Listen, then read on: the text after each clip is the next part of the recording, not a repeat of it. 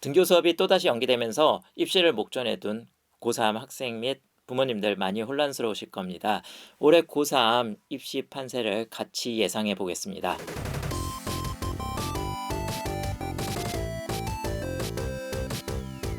안녕하세요. 학부모 이야기의 허철입니다. 자, 고3 입시를 준비하는데 지금 온라인 개학부터 시작해서 좀 계속 순차적으로 등교 수업이 연기되고 있죠. 많이 혼란스러우실 겁니다.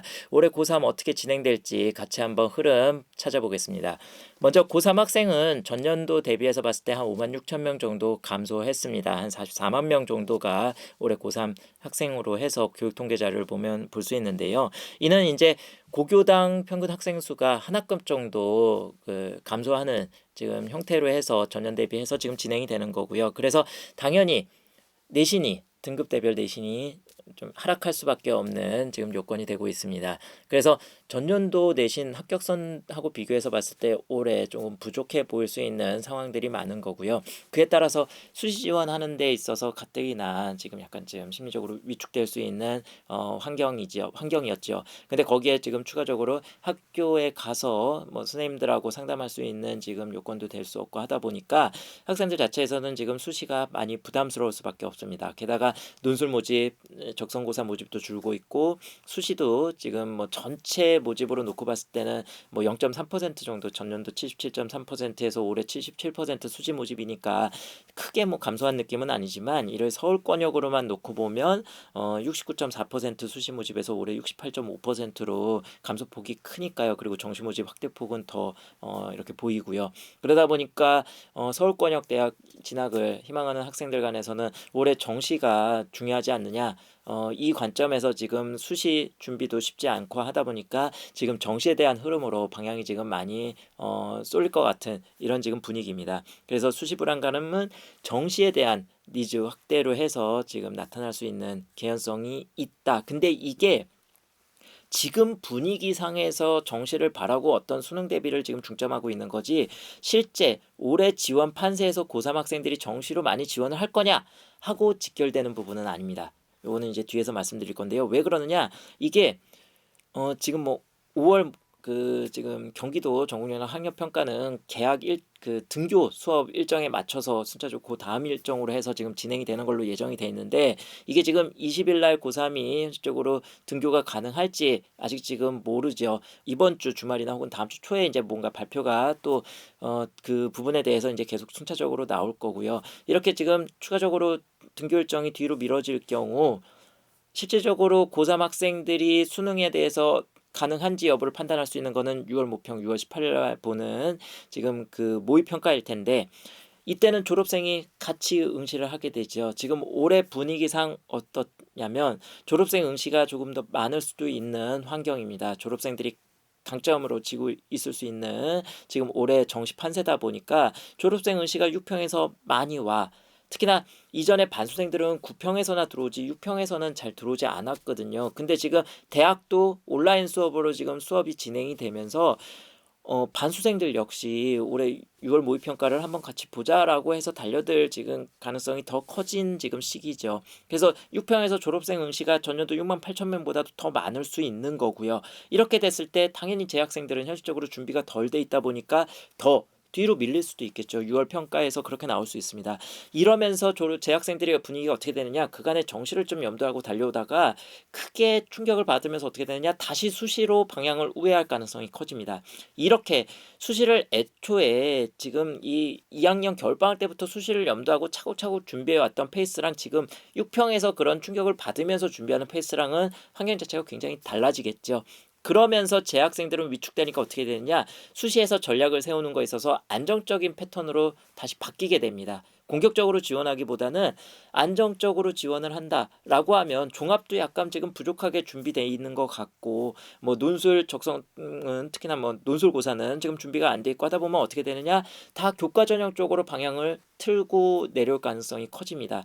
내신이 전년도보다 다소 낮은데, 합격선보다 다소 낮은데 이 분위기에서도 다소 낮아질 수 있어라는 전제를 희망이 그거밖에 없죠. 그래서 그 희망으로 어떻게 되느냐, 그 교과 전형들 중에서 수능 최저를 비교적 높게 걸고 있는 대학 위주로 해서 전략을 바꾸게 될 가능성이 커지게 됩니다. 이렇게 되면 어떻게 되느냐? 그 수능 최저 기준만 맞추면 되다 보니까 두개합 4나 두개합 5 혹은 두개합 6, 7 이 정도 선만 맞추다 보니까 6평에서 잘 나온 비교적 잘 나온 영역 위주로 해서 집중해서 학습을 잡고 기말고사에 올인하는 형태로 방향이 바뀔 수 있게 되는 겁니다. 이렇게 될 경우에 또다시 어떻게 되느냐? 재학생들은 수시 분위기가 커지면서 수시에서 올인하다 보니까 수시 하향 안정 지원 패턴이 나타날 수 있게 되겠죠. 거기에 추가적으로 종합전형 올해 대비하기 만만치 않았죠. 녹록치 않았습니다. 그러다 보니까 어떻게 되느냐? 모평 잘 성적 안 나왔어. 수시에서 뭔가 결과를 봐야겠어. 하다 보니까 원래 생각했던 희망 전공보다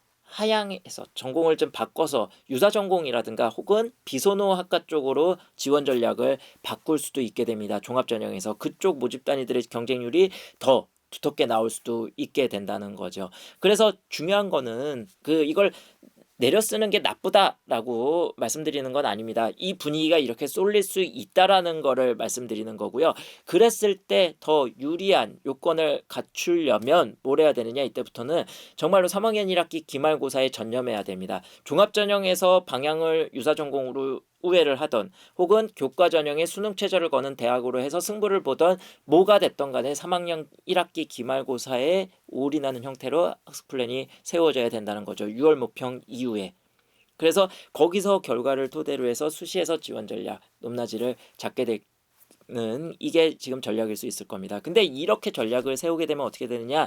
상대적으로 정시에서 목표했던 대학성까지의 수능 성적이 안정적으로 나오기는 현실적으로는 조금 어려워질 수 있는 분위기가 되겠죠. 그래서 재학생들은 특히나 올해 수시냐 정시냐 전략을 효과적으로 잘 세워야 되는 시점이기는 합니다. 근데 이렇게 6평 하나만으로 판단해서 수시에서 올인해서 전념하겠다라는 이 분위기에 휩쓸리면 목표 대학 진학에서 멀어지는 손해를 보는 상황이 되겠죠. 그리고 올해 수능은요.